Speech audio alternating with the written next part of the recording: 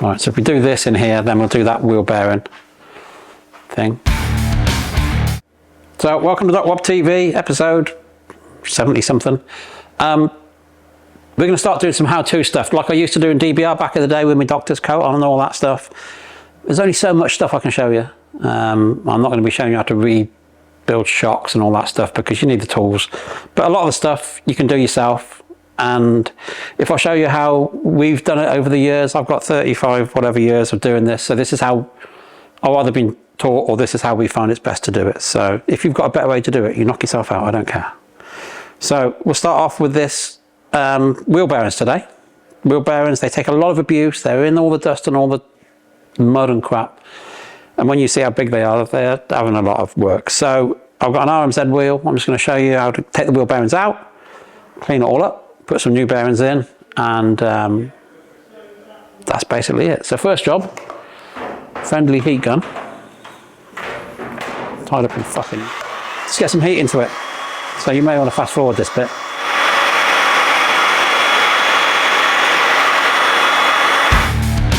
I thought I'd better do it with a bit of warmth in it and fucking smashing them out cold. You filming stuff. Then just get a nice sharp flat blade screwdriver, get it underneath the seal, and just prise the seal out.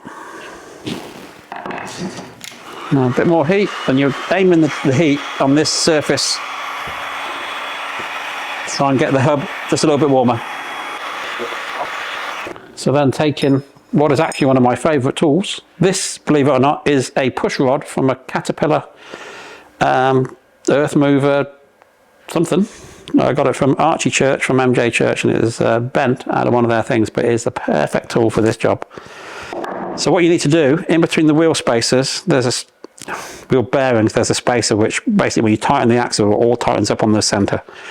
You've got to get that centre spacer offset so you can get to the wheel bearing itself. So we'll just use this and it'll just push to the side a little bit. You can mark them up pretty bad if you're not careful. So you can push it to the side just a little,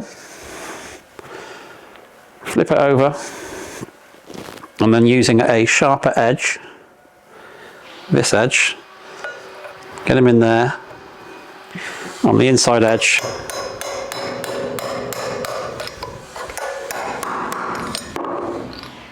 There she goes. So you've got your spacer and your wheel bearing, that's one side. So copy the same the other side. You can warm it up before the seal, but you don't need it warm to get the seal out. So just get the seal out. Again, with a heat gun.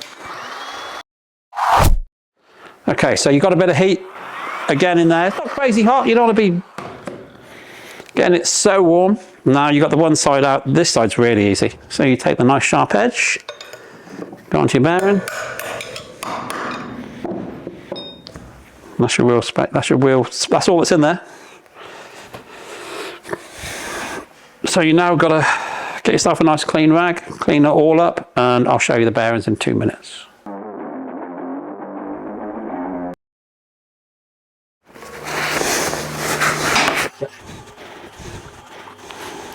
So there is a bit of cleaning up. You're in a tube. Don't clean your old bearings too much because you're not going to put them back in again, but I'll show you how to read a bearing number. Now if you're going to order bearings online, you can get All Balls, or quite a few different companies do wheel bearing sets. Just got to be mindful you're not getting Chinese bearings. Not the best. You don't want to be going down that road. So you want to be going for a Kowa bearing or an N. What's it called? NSK or something? SKF bearing. Do you know SKF bearings are? SKF Swedish. KF means fancy bearing in Swedish. But SKF is a Swedish bearing company, and they thought they'd start making cars back in the 20s because they needed them, and that's Volvo. So SKF own Volvo. So SKF seals are pretty good. So now I've had a clean up. So these wheel bearings are sealed units. You'll read the number on them, and this is a Koyo bearing, made in Japan, 69-22RS. Now RS is the tolerance and the seal. So that's what you got to try to replace them with. So if I go and get some new bearings, we'll pop them back in. Engineers over here. Where's my coffee anyway? I thought you would be coming. No. So, new wheel bearings. If you're going to go online and buy them, you measure them from the ID, internal diameter, OD, outside diameter, and the width. Make sure you get the same spec, sealed bearings. Yamahas, for some reason, don't have any seals on them, which means your front wheel turns a little bit nicer, but also means the bearings get knackered a lot quicker. So, with your new bearings, now you do need to get some heat into the hub. So, again, just put the heat gun facing on the bearing surface, just keep it moving. This is O-level physics. So basically, by heating up the case, the hub expands. So the tolerance between the bearing and the hub becomes larger, so they fit a lot easier. You can put the bearings in a freezer, and that helps even more. But if you're not careful, you do that, you'll put them in, they'll drop back out again. So just get that inner bearing race nice and warm. Just too hot to the touch really is a good number. I wouldn't go crazy. And just keep getting a bit of warmth into it. You can do them cold if you want. Just needs a bit more of abuse and a bit, you've got to hit it harder with a hammer, and it's just not as nice a job. Just put a bit of warmth into them and they'll just all goes together a lot easier.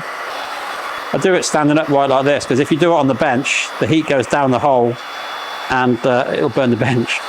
Not that I haven't done that before. So, there you go, that's probably warm enough.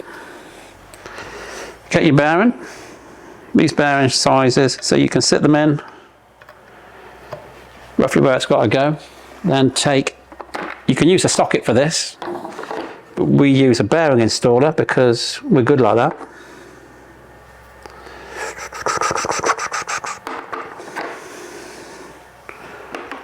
Should have maybe prepped this before.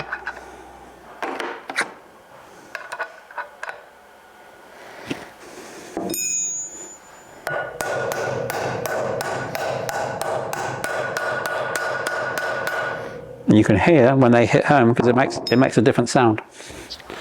So then flip it over, again with a heat gun. I mean, all in all, this job is 10 minutes. You shouldn't be paying somebody to do this.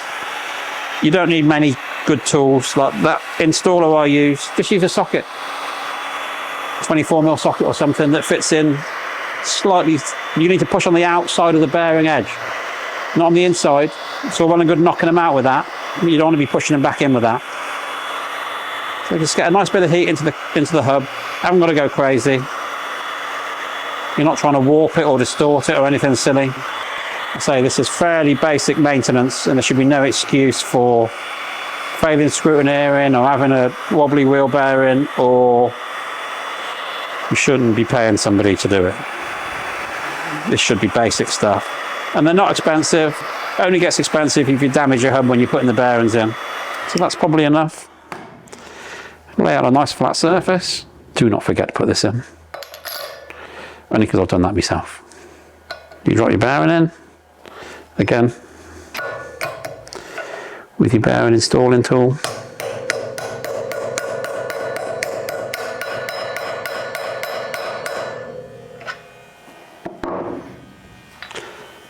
There you go.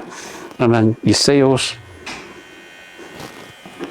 Just a little tap in with those. It's probably a bit warm, but it won't damage the seal. But I will do the other side. The big groove for the seal goes in, otherwise that will fill up full of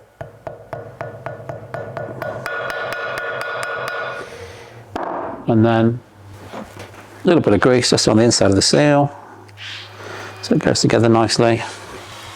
There you go, brand new wheel bearings. Beautiful people in the world, they're all here. Not bad, are they? They're all here at Fox Hills, mate.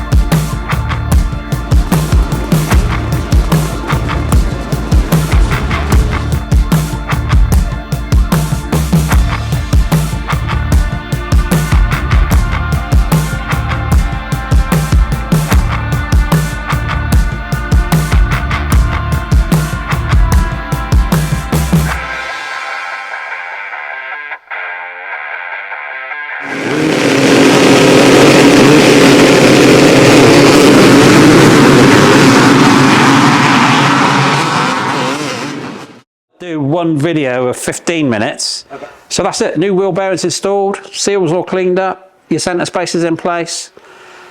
You know, wheel bearings are 3 or 4 quid each. It's an inexpensive job, takes 10 minutes and keeps literally the wheels turning. So that's that for this episode. Anything you want to see, drop in the comments.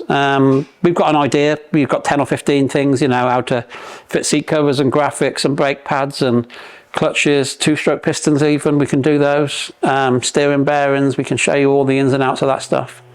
So, but if you've got any ideas what you do want to see, there is already a carburetor stripped down video on our channel, but we can do a setup one if you wanted to. Setting the sag on the suspension.